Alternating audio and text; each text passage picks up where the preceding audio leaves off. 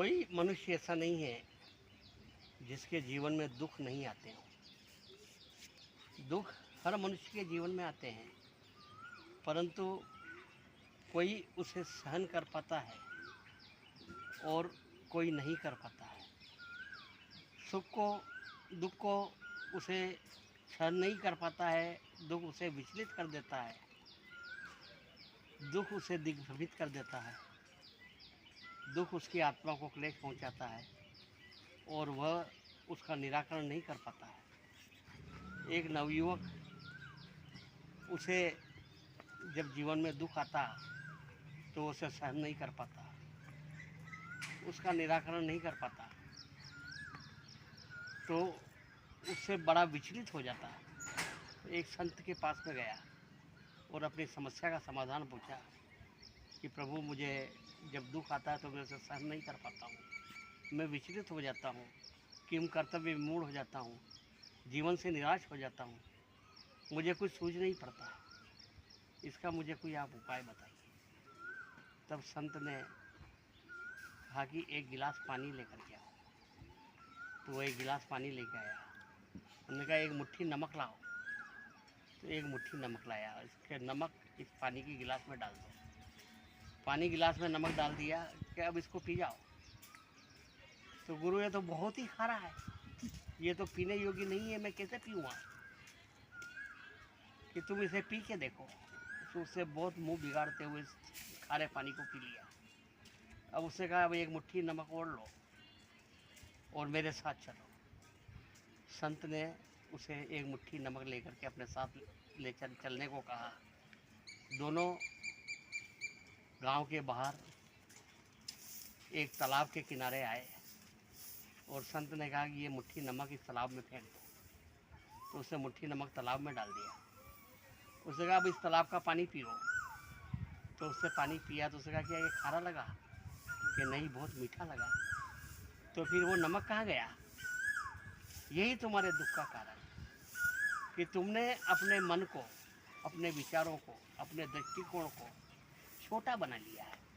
इसलिए आपको दुख दिखाई देता है, महसूस होता है, अनुभव होता है, क्योंकि आपका दृष्टिकोण छोटा है, आपके विचारों का दायरा छोटा है, आपका दिल छोटा है।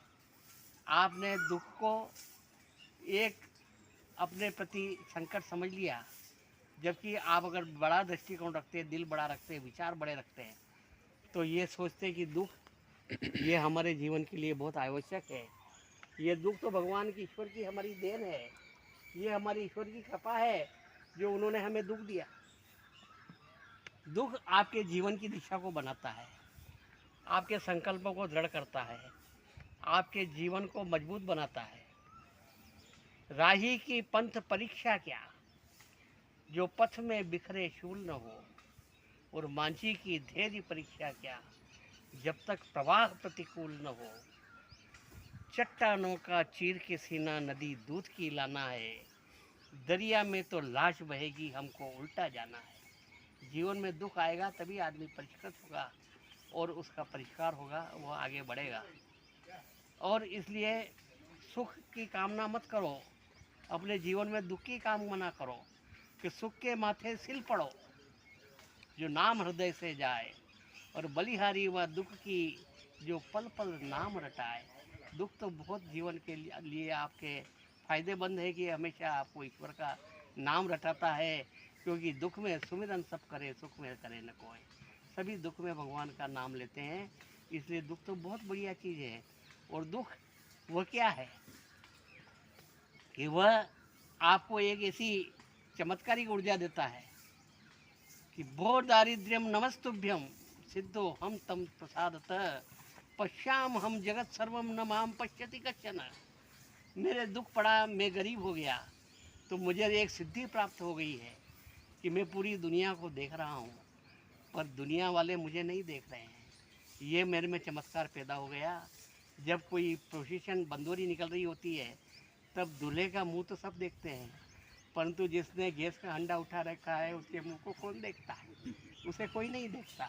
तो इसलिए ये दुख है, ये भी एक आपके लिए वरदान है ईश्वर का कि ये आपके जीवन को सशक्त बनाता है और यह आपके जीवन को सुदृढ़ बनाता है, आपके संकल्पों को मजबूत बनाता है।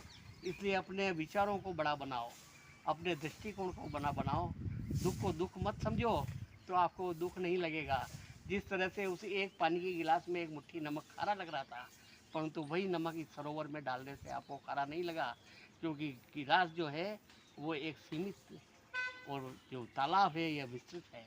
तो अपने मन को गिलास की तरह छोटा नहीं, तालाब की तरह बड़ा बना दोगे तो ये दुख आपको अनुभव ही नहीं होगा।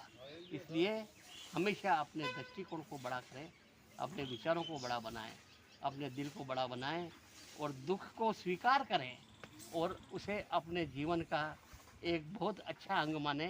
तभी आपका जीवन श्रेष्ठ बनेगा और आप दुख को सामना कर पाएंगे, उसका निराकरण कर पाएंगे, उसे सहन कर पाएंगे और उससे कभी भी विचलित नहीं होंगे।